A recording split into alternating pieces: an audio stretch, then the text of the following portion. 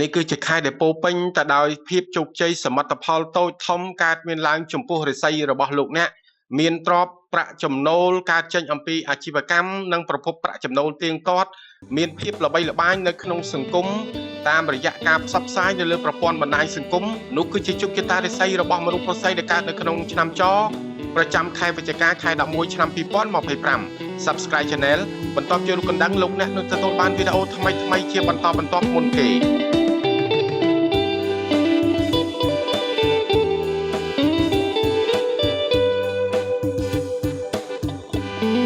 មុនពួកយើងធ្វើការបកស្រាយប្រធានបទស្ដីអំពីជោគជតារាសីឆ្នាំចរបស់លោកអ្នកស្ថិតនៅក្នុងខែវិច្ឆិកាខែ11ឆ្នាំ2025ថ្លែងអំណរគុណចំពោះមិត្តភ័ក្តិបងប្អូននិង fan ទាំងអស់ដែលបាន Subscribe Channel ដែលបាន Like Share និង Comment ដ៏ល្អនៅលើ Channel លោកផងដែរនេះគឺជាការព្យាករណ៍ជោគជតារាសីឆ្នាំចរបស់លោកអ្នកស្ថិតនៅក្នុងខែ11ខែវិច្ឆិកាឆ្នាំ2025 Subscribe Channel បន្តចូលរូបកណ្ដឹងលោកអ្នកនឹងទទួលបានវីដេអូថ្មីៗជាបន្តមុនគេដោយយោងទៅតាមបទដ្ឋានកត្តាធំទាំង6រាសីឆ្នាំចរបស់លោកអ្នកត្រូវបានលាតត្រដាងយ៉ាងពិសេសដែលស្ដីអំពីសុខភាពអាជីវកម្មទ្រព្យសម្បត្តិសិទ្ធិអំណាចគោលបំណងជីវិតមនុស្សមកជួយមិត្តភ័ក្តិគ្រួសារកាយសម្បទានិងការអភិវឌ្ឍគ្រប់បែបយ៉ាងស្ថិតនៅក្នុងខែ11នេះដែលមានជាបន្តដូចតទៅទី1គឺផ្ដោតទៅលើហិរញ្ញវត្ថុលុយកាក់ទ្រព្យសម្បត្តិនិងសេដ្ឋកិច្ចរបស់លោកអ្នកស្ថិតនៅក្នុងខែនេះរាសីឆ្នាំចរបស់លោកអ្នកគឺទទួលបាន 89%កត្តាធំទី2ដែលពាក់ព័ន្ធជាមួយនឹងគោលដៅជីវិតគោលបំណងមនុស្សមកជួយទស្សនវិស័យវែងឆ្ងាយការគ្រប់គ្រងដឹកនាំព្រមទាំងទទួលបានការជួយគ្រប់គ្រងអំពីអ្នកដែលមានឥទ្ធិពលនៅក្នុងសង្គមមិនថាផ្នែកទ្រព្យសម្បត្តិសិទ្ធិអំណាចឬក៏ជាទីប្រឹក្សារាសីឆ្នាំចរបស់លោកអ្នកទទួលបាន 56%កត្តាធំទី3ដែលពាក់ព័ន្ធជាមួយនឹងការធ្វើទីផ្សារការបិទការលក់ទំនាក់ទំនងឱកាសនៅក្នុងទំនាក់ទំនងស្នេហាគូជីវិតស្វាមីភរិយារបស់លោកអ្នកស្ថិតនៅក្នុងខែ11នេះរាសីឆ្នាំចរបស់លោកអ្នកទទួលបាន 26% ឡើងទៅកិច្ចការងារដែលតាក់ទងជាមួយនឹងមិត្តភ័ក្តិគ្រួសារមនុស្សនៅក្នុងសង្គមរាសីឆ្នាំចរបស់លោកអ្នកស្ថិតនៅក្នុងខែនេះទទួលបាន 76% ឡើងទៅបាទកត្តាធំបន្ទាប់ដែលតាក់ទងជាមួយនឹងសុខភាពកាយសម្បទាមាំមួនភាពស្រស់ស្រាយនៅក្នុងជីវិតការប្រស័យតាក់ទងជាមួយនឹងមនុស្សទូទៅប្រតិបត្តិការងារដំណើរការប្រចាំថ្ងៃរាសីឆ្នាំចរបស់លោកអ្នកស្ថិតនៅក្នុងខែនេះគឺទទួលបាន 46% ឡើងទៅបាទហើយកត្តាធំទី6ដែលតាក់ទងជាមួយនឹងមនុស្សមកជួយស្ថិតនៅក្នុងការងារអាជីវកម្មទំនាក់ទំនងទូទៅការងារអភិវឌ្ឍប្រភពប្រាក់ចំណូលបានឱកាសទទួលបានការងារថ្មីលាភសំណាងក៏ដូចជាសិទ្ធិអំណាចនៅក្នុងការគ្រប់គ្រងមនុស្សនៅក្នុងសង្គមនិងបណ្ដាញរាសីឆ្នាំចរបស់លោកអ្នកគឺទទួលបាន 47% ឡើងទៅឱកាសទាំងអស់នេះវាឡើងចុះអាស្រ័យទៅលើការសម្រេចចិត្តដឹកនាំស្ថានភាពហុងស៊ុយរបស់លោកអ្នកសម្រេចចិត្តស្ថិតនៅក្នុងការប្រស័យតាក់ទងជាមួយនឹងមនុស្សដែលនៅជុំវិញក៏ដូចជាបរិស្ថានដែលយើងកំពុងតែប្រតិបត្តិការងារអាជីវកម្មទាំងអស់នោះបន្តិចទៀតនេះពួកយើងនឹងបង្ហាញអំពីសក្តានុពលទាំង6ព្រមទាំងចំណុចសក្តានុពលខ្លាំងខាងផ្នែកទ្រព្យសម្បត្តិសិទ្ធិអំណាចអាជីវកម្មលាភសំណាងឱកាសព្រមទាំងបង្ហាញអំពីបញ្ហាឧបសគ្គតូចធំនិងដំណោះស្រាយសម្រាប់រាសីឆ្នាំចរបស់លោកអ្នកយ៉ាងពិសេសនាពេលបន្តិចទៀតនេះផងដែរបាទឥឡូវនេះយើងកំពុងតែពិនិត្យមើលនៅក្នុងជោគជតារាសីរបស់លោកអ្នកដែលពាក់ព័ន្ធជាមួយនឹងការងារនិងអាជីវកម្មរបស់លោកអ្នកតែម្ដងបាទតាក់ទងជាមួយនឹងអាជីពស្ថិតនៅក្នុងខែនេះលោកអ្នកនៅក្នុងកិច្ចការងារដែលកំពុងតែធ្វើគឺលោកអ្នកគឺមានការទទួលការគ្រប់គ្រងអំពីមនុស្សសំខាន់ជាថ្នាក់ដឹកនាំជាមេជាមនុស្សដែលមានឥទ្ធិពលនិងមិត្តភ័ក្តិរួមការងារបាទតំណែងជាមួយនឹងចៅហ្វាយនាយឬក៏ថ្នាក់ដឹកនាំមានភាពល្អប្រសើរបាទហើយស្ថិតនៅក្នុងកិច្ចការងារទាំងឡាយដែលថាវាមានភាពប្រកម្មប្រកមិនចោះសម្រងចំនួនពាក្យសម្ដីទាស់តែងខ្លះ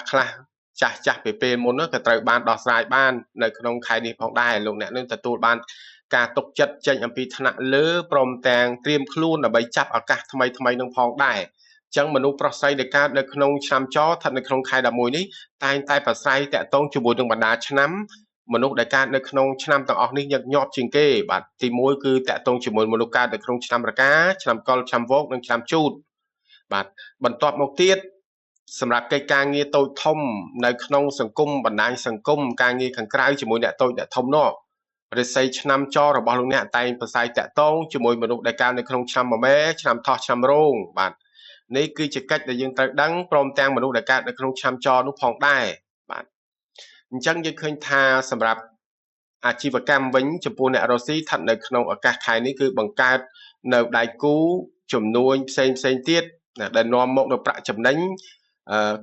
គួរឲ្យយើងកត់សម្គាល់ថាវាគឺជារឿងល្អរឿងដែលនាំមកនៅលាភសំណាងទ្រព្យសម្បត្តិនៅក្នុងកិច្ចសហប្រតិបត្តិការអញ្ចឹងយើងឃើញថាស្ថិតនៅក្នុងខែ11ដែលជាខែកុលបានភ្ជាប់មុខជាមួយនឹងធម្មពល2គឺធម្មពលធាតុទឹកបូកនិងឈើបូកអញ្ចឹងគឺកិច្ចសមិទ្ធផលផ្សេងកើតឡើងចំពោះរាសីឆ្នាំចរបស់លោកអ្នកអញ្ចឹងកាលណាធាតុទឹកវាកើតមកចេះគឺជាធាតុទ្រព្យសម្បត្តិរបស់យើងគឺជាធាតុដែលយើងអាចរៀបចំកិច្ចការងារតូចធំបាទតាក់ទងជាមួយនឹងអាជីវកម្មតាក់ទងនឹងធាតុទឹកបាទអញ្ចឹងធាតុទឹកហ្នឹងមានអីខ្លះទៅបងប្អូនបាទជាអាចគឺថាមានអាជីវកម្មទូទៅអាជីវកម្មបែបដឹកជញ្ជូនមិនថាដឹកជញ្ជូនសេវាកម្មមនុស្សឬក៏ផលិតផលទៅគ្រប់ខេត្តក្រុងបាទបញ្ញាណាហ្នឹងក៏ជាអាជីវកម្មដែលតាក់ទងជាមួយនឹងទេសចរនឹងគ្រប់ទេសចរទាំងអស់លោកអ្នករូបភាពមិនថាទេសចរសេវាកម្មដែលយើងបុកអនឡាញឬក៏មកផ្ទាល់នៅក្នុងទីតាំងទេឬក៏តាក់ទងជាមួយនឹងរឿងស្ប៉ាតាក់ទងរឿងអីទៀតតាក់ទងរឿងនេសាទតាក់ទងរឿងលូភេសជ្ជៈអញ្ចឹងវាតាក់ទងរឿងទាំងអស់នឹងឯងបាទអញ្ចឹងបើបងប្អូនលោកអ្នកតម្រូវស្ថិតនៅក្នុងអាជីវកម្មក្នុងវីដេអូយ៉ាងច្រើនពួកយើងបានបង្កើតឡើងបងប្អូនទៅមើលនៅក្នុងវីដេអូទាំងអស់នោះទៅនឹងឃើញតាក់ទងជាមួយនឹងអាជីវកម្មតាក់ទងជាមួយនឹងធាតុទឹកបាទធាតុឈើធាតុភ្លើងធាតុដីនិងធាតុមាសជាដើមបាទហើយនៅក្នុងខែ11នេះដែររិស័យឆ្នាំចរបស់លោកអ្នកនឹងក៏ទទួលបានទ្រព្យនៅក្នុងការវិនិយោគបែបអចលបែបការងារដែលតាក់ទងជាមួយនឹងវិស័យអប់រំវិស័យសុខាភិបាលបាទចឹងក្រសួងការងារបន្ទីទាំងអស់ហ្នឹងសិតតែអភិវឌ្ឍហើយតាក់ទងជាមួយនឹងក្រសួងកសិកម្មនឹងផងដែរចឹងការងារទូនាទីស្ថិតនៅក្នុងហ្នឹងវាងាយស្រួលបងប្អូនស្ដាប់ហើយយល់បាទអញ្ចឹងមិនថាឧទាហរណ៍ថាលោកអ្នកវិនិយោគនៅលើអីនៅលើក្របស្វាយចន្ទីនៅលើអីទៀតដែលតាក់ទងរឿងបន្លែផ្លែឈើឬក៏របស់ល្អមិនថានៅលើដើមឬក៏នៅក្រោមដីសិតតែជាល្អសម្រាប់ការងារវិនិយោគទាំងអស់អញ្ចឹងឧទាហរណ៍ដូចយើងស្ថិតដំណាំដែលយកមើលមានអីគេអាហ្នឹងនៅក្រោមដីដំណាំដែលយកដើមឧទាហរណ៍អំពៅយកដើមហ្នឹងណាធ្វើជាស្ករធ្វើអីចឹងទៅហើយដំណាំដែលយកផ្លែវាក្តីយកក្របវាក្តីអញ្ចឹងនៅក្នុងលើដីក្រោមដីអីយកបានទាំងអស់បាទនេះគឺជាការវិនិយោគដែលរិស័យឆ្នាំចរបស់លោកអ្នកឃើញស្ថិតនៅក្នុងឱកាសហើយនៅក្នុងនោះផងដែរដោយសារតែមានភាពល្បីល្បាញស្ថិតនៅក្នុងការងាររិស័យឆ្នាំចហ្នឹងអាចប្រើសក្តានុពលរបស់ខ្លួនឯងភាពល្បីល្បាញហ្នឹងបញ្យលទៅមនុស្សមហាជនសាធារណជនហ្នឹងឲ្យយល់អំពីគុណតម្លៃផលិតផលសេវាកម្មឬក៏កិច្ចការងារដែលយើងកំពុងតែធ្វើនៅក្នុងការផ្សព្វផ្សាយនៅក្នុងគោលបំណងជួយសង្គមអីផ្សេងៗហ្នឹងកាលណាជួយសង្គមនឹងជួយទៅដល់អាជីវកម្មរបស់លោកអ្នកវិញស្ថិតនៅក្នុងការងារទាំងឡាយទោះបីថាមានភាពរីកចម្រើននៅក្នុងអាជីវកម្មអាជីពរបស់លោកអ្នកក៏ត្រូវប្រុងប្រយ័ត្នដែររឿងប្រុងប្រយ័ត្នហ្នឹងគឺថាយើងប្រើពាក្យថាប្រុងប្រយ័ត្នប៉ុន្តែបើយើងនៃសង្កត់ឲ្យខ្លាំងយ៉ាងហ្នឹងយើងហៅថាមានសតិបាទសតិគ្រប់គ្រងចិត្តបាទអញ្ចឹងត្រូវពិចារណាឲ្យបានល្អិតល្អន់មុននឹងធ្វើការសម្រេចចិត្តទៅលើការវិនិយោគធំនោះផងដែរបាទអញ្ចឹងហេតុអីបានជាយើងត្រូវការរៀបចំស្ថិតនៅក្នុងការវិនិយោគហ្នឹងពីព្រោះថានៅពេលដែលជួបជុំនៅក្នុងកិច្ចការងារសំខាន់ហ្នឹងមុននឹងគេចង់បានលុយយើងឬក៏គេមើលឃើញប្រយោជន៍យើងគេតែងតែហៅយើងប៉ាវយើងផឹកស៊ីឬក៏ចូលក្នុងពិធីហើយស្ថិតនៅក្នុងខែហ្នឹងគឺរកានឹងជូតគឺជាកត្តាមួយដែលជំរុញស្ថិតនៅក្នុងកិច្ចគ្រឿងសង្វឹងហ្នឹងច្រើនអញ្ចឹងវាអាចយើងធ្វើឲ្យយើងនឹងភ្លាំងភ្លាត់ស្ថិតនៅក្នុងកិច្ចការងារសម្រាប់ចិត្តវិនិយោគធំបើគេហៅថាស្វាងតាំងស្វឹងធូបាទដល់ពេលស្វឹងហើយធូអូខេតតែពេលស្វាងវិញมันញាក់សាច់តែម្ដងបាទអានេះហើយគឺជាអ្វីដែលកិច្ចដែលយើងត្រូវប្រុងប្រយ័ត្នហើយនេះគឺជាចំណុចតូចមួយដែលស្ថិតនៅក្នុងការប្រុងប្រយ័ត្នរបស់រិស័យឆ្នាំចស្ថិតនៅក្នុងខែ11តើមានកិច្ចអ្វីទៀតដែលតាក់ទងជាមួយការងារពិតជាក់ស្ដែងរបស់លោកអ្នកបងប្អូនសូមប្រុងប្រយ័ត្នទៅលើកិច្ចការងារទាំងអស់នោះបន្ថែមបាទឥឡូវយើងពិនិត្យមើលនៅក្នុងកត្តាហិរញ្ញវត្ថុរបស់លោកអ្នកវិញម្ដងប្រាក់ចំណូលនិងចំណាយតាក់ទងចំណូលគឺហិរញ្ញវត្ថុរបស់លោកអ្នកមានភាពល្អទេគឺចំណូលមានស្ថិរភាពនិង ហើយការខិតខំប្រឹងប្រែងរបស់លោកអ្នកនៅក្នុងការងារអាចនឹងនាំឲ្យការមានឡើងទូនាទីតំណែងទទួលបានប្រាក់ខែទទួលបានឱកាសទទួលបានប្រាក់កម្រៃចេញអំពីអាជីវកម្មអីជាដើមហ្នឹងគឺល្អប្រសើរបាទស្ថិតនៅក្នុងកិច្ចការងារនៅក្នុងខែ11នេះដូចបានបញ្ជាក់អញ្ចឹងដោយឥទ្ធិពលនៃធម្មពលនៃផ្កាយដែលនាំមកនូវទិន្នផលសមិទ្ធផលផ្កាយនៅវិនិយោគនិងភាពល្បីល្បាញទាំងអស់នេះហើយដែលការចេញទៅជាសិទ្ធិអំណាចទ្រព្យសម្បត្តិនិងកេរ្តិ៍ឈ្មោះរបស់រិទ្ធិឆ្នាំចស្ថិតនៅក្រោមការកិច្ចសហប្រតិបត្តិការនិងការបញ្ចេញសកម្មភាពឲ្យត្រូវនឹងអ្វីដែលជាឱកាសលោកអ្នកជោគជតារិស័យមានរឹកវេលាល្អបង្គោលនឹងប្រើប្រាស់បានត្រឹមត្រូវថែមទៀតផងនោះអញ្ចឹងយើងពិនិត្យនៅលើចំណាយវិញម្ដងបាទតាក់ទងរឿងចំណាយនេះទោះបីជារឿងមានលៀបសំណាងមានឱកាសបានទទួលទ្រព្យសម្បត្តិចាយក៏ដោយក៏ត្រូវតែគ្រប់គ្រងចំណាយឲ្យបានល្អជៀសវាងឬក៏កុំចំណាយខ្ជះខ្ជាយផងដែរឃើញថាលោកអ្នកនៅក្នុងសង្គមចូលចិត្តចាយរឿងស្អាតតាក់ទងរឿងស្អាតមិនថារឿងក្រអូបរឿងតុបតែងកាយរឿងគេឈ្មោះរឿងសាងបណ្ដាញអញ្ចឹងជាទូទៅចាយទៅលើមិត្តភ័ក្តិនៅក្នុងសង្គមនឹងគឺច្រើននេះហើយគឺជាការចាយខ្ជះខ្ជាយរ៉បវែលបង្ហាញអំពីអតិពលធាតុមាសដែលតាក់ទងជាមួយនឹងចាយដើម្បីតាក់ទាញទ្រព្យសម្បត្តិចាយដើម្បីថាបង្កើតគេឈ្មោះឬក៏ចាយយកចិត្តអ្នកធំបើនិយាយរួមទៅណាអញ្ចឹងនេះហើយគឺជាអ្វីដែលយើងហៅថាការបាត់បង់ទ្រព្យសម្បត្តិចេញដោយឲ្យសមស្របបាទយើងមើលទៅអត់ឃើញ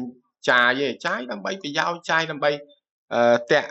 ម៉ួយចាយដើម្បីឡើងទូនាទីចាយដើម្បីឲ្យគេស្គាល់ចាយដើម្បីឲ្យឃើញថាយើងនឹងវាគ្រាន់ដែរបាទនេះហើយគឺជាចំណាយដែលរិស័យឆ្នាំចរបស់លោកអ្នកគួរពិនិត្យមើលនោះបាទឥឡូវយើងពិនិត្យមើលនៅក្នុងតំណែងតំណងស្នេហាគូជីវិតស្វាមីភរិយារបស់លោកអ្នកក៏ដូចជាតំណែងតំណងជាមួយនឹងអតិថិជនការធ្វើទីផ្សារនិងការបិទការលក់របស់រិស័យឆ្នាំចលោកអ្នកស្ថិតនៅក្នុងខែ11នេះវិញម្ដងបាទចំពោះតំណែងតំណងរបស់លោកអ្នកជាមួយមនុស្សនៅជុំវិញខ្លួនគឺល្អទេបាទបំណងចំណងស្នេហាមានភាពស្រស់ស្រាយរស់រវើកហើយសម្រាប់អ្នកនៅលើអាចនឹងមានឱកាសជួបជាមួយមនុស្សដែលជាពិសេសហើយចំពោះមិត្តភ័ក្តិញាតិសន្តានមនុស្សចាស់ៗនេះគឺជួយសម្រួលនៅក្នុងរឿងស្នេហារបស់លោកអ្នកនឹងថែមទៀតផងអញ្ចឹងចំពោះមនុស្សស្រីដែលកើតនៅក្នុងឆ្នាំចនេះគឺថាមានលេខអំណាចស្ថិតនៅក្នុងឆ្នាំក៏មានលេខអំណាចស្ថិតនៅក្នុងថ្ងៃហើយលេខអំណាចនេះគឺជា direct officer ដែលជាតំណាងឧត្តមស្វាមីរបស់លោកអ្នកមានពណ៌សម្បុរសល្អមានភាពរុះរាយរាក់ទាក់អត្តចរិតល្អមានសិទ្ធិអំណាចនិងមានទ្រព្យសម្បត្តិអញ្ចឹងអាសាយើងគាត់ថាទោះបីជាឃើញលក្ខណៈល្អរបស់គេក៏ពិតមែនប៉ុន្តែសេចក្តីស្នេហាมันអាចទៅទិញมันអាចទៅផ្សំបានទេវាតតែស្ម័គ្រចិត្តតតែយល់ចិត្តតតែមានភាគីទាំងសងខាងគឺទទួលស្រឡាញ់ដោយសេចក្តីគោរពនិងសេចក្តីអធ្យាស្រ័យឲ្យគ្នាទៅវិញទៅមកទើបគេហៅថាសម្ព័ន្ធស្នេហាបាទអញ្ចឹងបើឃើញតែគេល្អទាំងអស់ដើរតែភ្ជាប់ជាមួយគេផ្គុំនៅជាមួយគេនឹងមិនមនុស្សទៅជាបែបម៉េចទៅមិនអញ្ចឹងទេបងប្អូនបាទអញ្ចឹងគឺលេខអំណាចនេះគឺថារិស័យឆ្នាំចដែលមានផ្កាយជីវិតលេខ9ដែលលោកអ្នកហ្នឹងគួរតែយកចិត្តទុកដាក់ហើយចំពោះតែមានបញ្ហាការងារតូចធំរិស័យឆ្នាំចដែលមានផ្កាយជីវិតលេខ9ណាតាក់ទងជាមួយនឹងបណ្ដាមនុស្សទាំងអស់នេះគឺអាចជួយលោកអ្នកបានទី1អ្នកកើតឆ្នាំបបេទី2ឆ្នាំឆ្លូវទី3កុលទី4ថោះនិងទី5គឺឆ្នាំវកបាទទាំងអស់នេះគឺជាមនុស្សដែលមានសក្តានុពលជួយរិស័យឆ្នាំចរបស់លោកអ្នកយ៉ាងសម្ងាត់បាទចឹងនៅក្នុងនោះផងដែរសម្រាប់ទិសហុងស៊ុយដែលល្អប្រសើរសម្រាប់វិស័យឆ្នាំចរបស់លោកអ្នកគឺមានចំនួន4ទិសដែលទិសធំនោះគឺមានទិសខាងកើត1ត្បូងកើត2ខាងជើង3និងខាងត្បូង4បាទទិសទាំង4នេះ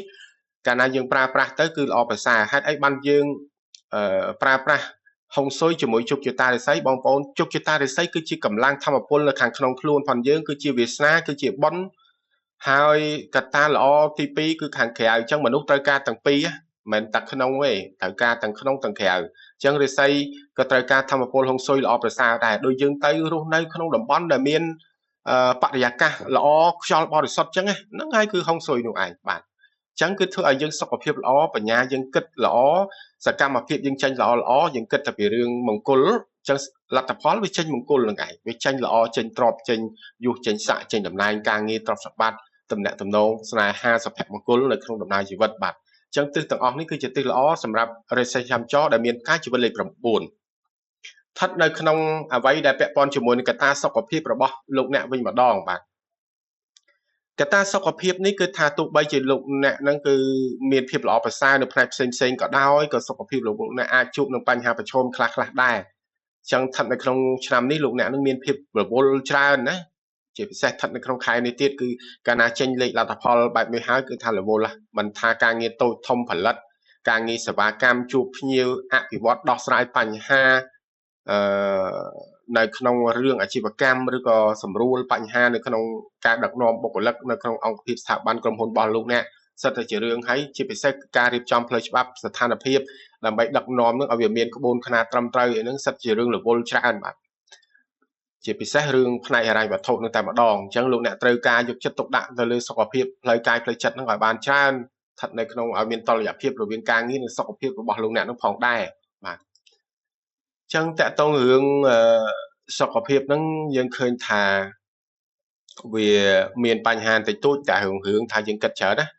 អញ្ចឹងនៅរិស័យខាងលើគឺតកតងនឹងចហើយរិស័យខាងក្រោមគឺរោងបាទរោងចហ្នឹងវាតែងតែគិតមានបញ្ហាប្រឆាំងគ្នាអញ្ចឹងចំពោះប្តីប្រពន្ធក៏ដូចគ្នាដែរគឺថាបើនិយាយរឿងគិតអាគិតមិនទាន់បានចាញ់ស្អីផងក៏ឆ្លោះគ្នាអារឿងក្នុងពេលគិតទៅហើយអញ្ចឹងយើងគួរតែតមពាក្យសម្ដីតាក់ទងទាំងអស់ហ្នឹងទៅដើម្បីសុខភាពផ្លូវចិត្តរបស់យើងហ្នឹងគឺល្អប្រសើររៀងៗខ្លួនហើយមួយទៀតគឺថាសេចក្តីគិតពិចារណារឿងខ្លាយើងយកទ្របយកទៅវិនិយោគរឿងអីហ្នឹងវាខ្លាចរឿងបាត់បង់ខាតបង់អីទាំងអស់ហ្នឹងសិតតែពាក់ព័ន្ធនឹងរឿងការគិតពិចារណាច្រើនហើយវាធ្វើឲ្យយើងហ្នឹងមានបញ្ហាសុខភាពខ្លះដែរតែយើងត្រូវគូគាត់សម្គាល់នឹងចំណាំស្ថិតនៅក្នុងខែ11នេះសំណួរសួរថាស្ថិតនៅក្នុងខែ11នេះរាសីឆ្នាំចរបស់លោកអ្នកនឹងជួបរឿងអ្វីខ្លះទៀតតាក់ទងជាមួយនឹងរឿងដែលយើងគួរប្រុងប្រយ័ត្នបញ្ហាឧបសគ្គតូចធំស្ថិតនៅក្នុងដំណើរជីវិតដើម្បីឲ្យយើងដឹងស្ថិតនៅក្នុងជាផែនទីជីវិតនៅក្នុងការត្រៀមលក្ខណៈទុកជាមុននៅពេលដែលបញ្ហាចូលមកដល់យើងនឹងមានមធ្យោបាយដោះស្រាយបញ្ហាតូចធំទាំងអស់នោះបានយ៉ាងរលូនដូច្នេះមនុស្សប្រុសស្រីដែលកើតនៅក្នុងឆ្នាំចមានផ្កាយជីវិតលេខ9គួរយកចិត្តទុកដាក់ចំពោះអតិពលធម្មពលកាយអវិជ្ជមានក៏ដូចជាធម្មពលទិសអវិជ្ជមានទាំងអស់នេះវាជះអតិពលទៅដល់ភាពមានបានសុខភាពទ្រព្យសម្បត្តិសិទ្ធិអំណាចអាជីវកម្មតំណែងតំណងស្នេហាជីវិតប្តីប្រពន្ធរបស់លោកអ្នកព្រមទាំងកូនរបស់លោកអ្នកនឹងផងដែរនៅក្នុងនោះផងដែរទិសធម្មពលអវិជ្ជមានគឺមានន័យថាដូចជាយើងជួបមនុស្សព្រឹត្តិការណ៍ការងារតំណែងតំណងសម្រាប់ចិត្តការចាយលុយការចាត់ចែងសេដ្ឋកិច្ចហិរញ្ញវត្ថុការដោះស្រាយបញ្ហាវិបត្តិអីវាជួបនៅក្នុងរឿងទាំងអស់ហ្នឹងបាទដូច្នេះហើយរាសីឆ្នាំចរបស់លោកអ្នកគួរប្រុងប្រយ័ត្នចំពោះអតិពលរបស់ទិសមិនល្អទាំង4ស្ថិតនៅក្នុងខែ11នេះគឺទី1គឺទិសមិនល្អស្ថិតនៅក្នុងទិសខាងជើងកើតទី2ខាងលិចទី3ត្បូងលិចនិងទី4គឺជើងលិចបាទអញ្ចឹងតែទិសទាំងអស់នោះគឺបាននាំមកនៅអ្វីថានាំមកនៅវិបត្តិហិរញ្ញវត្ថុសុខភាពធ្ងន់ធ្ងរបញ្ហាផ្លូវច្បាប់ឧបសគ្គតូចធំបញ្ហាជាប្រចាំថ្ងៃរអាក់រអួលខកចិត្តក្បត់បញ្ហាតាក់ទងជាមួយភាពខូចខាតបាត់បង់កេរ្តិ៍ឈ្មោះរស់ស៊ីខាតពាក់ព័ន្ធជាមួយនឹងការមិនមានការគ្រប់គ្រងចេញអំពីអតិថិជនឬក៏មនុស្សសំខាន់នៅក្នុងដំណើរជីវិតរបស់បងប្អូនកាលណាបងប្អូនលោកអ្នកប្រើប្រាស់ទិសទាំងអស់នេះច្រើនម៉ោងពេកនៅក្នុងមួយថ្ងៃសម្រាប់រាសីឆ្នាំចដែលមានផ្កាយជីវិតលេខ9នោះអញ្ចឹងហើយថានៅក្នុងខែ11នេះគឺបានទទួលឥទ្ធិពលអំពីតារាសាស្ត្រអវិជ្ជមានមួយចំនួនដែរដូចជា Year Breaker, Great Consumer, Obstacle, Feeling Head ដែលតារាសាស្ត្រអវិជ្ជមានទាំងអស់នោះគឺបានបង្ហាញអំពីផលវិបាកមួយចំនួនដែលយើងត្រូវដឹងឥឡូវឧទាហរណ៍ថាដូចយើងពិនិត្យមើលនៅក្នុងឥទ្ធិពលរបស់ Great Consumer នេះវិញម្ដង Great Consumer គឺយើងរៀងនិយាយរឿងចំណាយអញ្ចឹងគឺមានន័យថាវាប៉ះពាល់បាត់បង់ទ្រព្យសម្បត្តិវាផ្សារភ្ជាប់ជាមួយនឹងការបាត់បង់លុយកាក់มันមានការរំពឹងទុកចំណាយលើសលប់មានការវិនិយោគបរាជ័យឬការបាត់បង់ដោយសារចោរកម្មឬលួចរបស់បាត់របស់ជួបាត់របស់អីហ្នឹងចំណាយទៅលើបញ្ហាសុខភាពនិងបញ្ហាគ្រួសារឬក៏ចំណាយដែលមិនមានការរំពឹងទុកគឺថាចំណាយច្រើននៅក្នុងគម្រោងយើងថាយើងលៃតែប៉ុណ្ណេះបាត់ចិត្តបណ្ណាជាក់ស្ដែងវាចេះតែខូចរបស់នេះរបស់នោះយើងទៅទិញដើម្បីបំពេញដើម្បីឲ្យដំណើរការប្រតិបត្តិការអាជីវកម្មនឹងទៅមុខអញ្ចឹងវារឿងចំណាយដែលថាมันមានការរំពឹងទុកគឺបែបនេះឯងអញ្ចឹងនេះហើយគឺជា Great Consumer ហើយតាក់ទងជាមួយ Obstacle ក៏ដូចគ្នាដែរបាទ Obstacle គឺជាតារាសាស្ត្រអវិជ្ជមានដែរអញ្ចឹងបងប្អូនលោកអ្នកទាំងអស់កាលណាយើងនិយាយអំពីតារាសាស្ត្រយើងអត់ផ្ដោតទៅលើផ្កាយនៅលើអវកាសនៅលើមេអីទេគឺផ្ដោតទៅលើព្រឹត្តិការណ៍មនុស្ស ផ្ដោតនៅសកម្មភាពបងប្អូនឧបសគ្គតូចធំឬក៏និយាយរួមទៅយើងនិយាយពាក្យសាមញ្ញដែលយើងធ្លាប់ចាំថាសូអីចឹងណាអញ្ចឹងឲ្យយើងគិតពីរឿងឧបសគ្គទាំងអស់ហ្នឹងប៉ុន្តែមិនមែនមានន័យថារាល់បញ្ហាអវិជ្ជមាននឹងត្រូវកើតឡើងឬក៏ជាបណ្ដាសាដែលដាក់បន្ទុកឲ្យលោកអ្នកគ្រប់ដង្ហើមចេញចូលថារិស័យឆ្នាំចត្រូវនឹងកើតរឿងបែបនេះគ្រប់ពេលវេលានោះទេគ្រាន់តែជាព័ត៌មានមុនឲ្យយើងដឹងបាទដឹងហើយយើងក៏លៃលោកចាត់ការដោះរមមធ្យោបាយដោះស្រាយថាបើមានរឿងអញ្ចឹងthìយើងដោះមិនយើងធ្វើមិនពេលវេលាណាជាមួយអ្នកណាបាទគ្រាន់តែប៉ុណ្្នឹងតែបាទអញ្ចឹង obstacle ហ្នឹងគឺអញ្ចឹងឯងបាទបង្ហាញអំពីបញ្ហាឧបសគ្គតូចធំបើសិនតែយើងឃើញថាវាកើតមកនៅលើខែរបស់យើងថានៅក្នុងកន្លែងការងារក៏វាមានបញ្ហាប្រឈមខ្លះតាក់ទងជាមួយនឹងអាជីវកម្មឬក៏មិត្តភ័ក្តិរួមការងារអញ្ចឹងយើងគ្រាន់តែប្រយ័ត្នទៅកាលណាយើងដឹងយើងប្រយ័ត្នពាក្យសម្ដីឬក៏ទង្វើណាដែលលក្ខណៈប្រជែងបាទព្រោះរឿងការងារមួយចំនួននៅកន្លែងការងារគឺជាកន្លែងសង្គ្រាមណាបងប្អូនកន្លែងប្រជែងគ្នាដោយសម្ងាត់បាទ challenge បាទអញ្ចឹងហើយបានតែយើងត្រូវដឹងអំពីបញ្ហាទាំងអស់នោះបាទដូច្នេះហើយរឿងតូចរឿងធំសេចក្តីដែលយើងគួរប្រុងប្រយ័ត្នបង្ការរិស័យឆាំចររបស់លោកអ្នកស្ថិតនៅក្នុងខែ11នេះបានដឹងសាច់រឿងទាំងមូលអញ្ចឹងជូនពរបងប្អូនលោកអ្នកទាំងអស់នោះទទួលបានវិបុលភាពទទួលបានកិច្ចសហប្រតិបត្តិការល្អប្រភពប្រាក់ចំណូលសេដ្ឋកិច្ចរឹងមាំហើយមានសុខភាពល្អនិងមានសុភមង្គលសុខសុវត្ថិភាពក្នុងការធ្វើដំណើរចិត្តឆ្ងាយទាំងអស់គ្រប់គ្នាជូនពរបងប្អូនទាំងអស់ទទួលបានកិច្ចដ៏ល្អប្រសើរនៅក្នុងដំណើរជីវិតគ្រប់ហើយជួបគ្នានៅក្នុងវីដេអូដ៏ល្អជាបន្តទៀត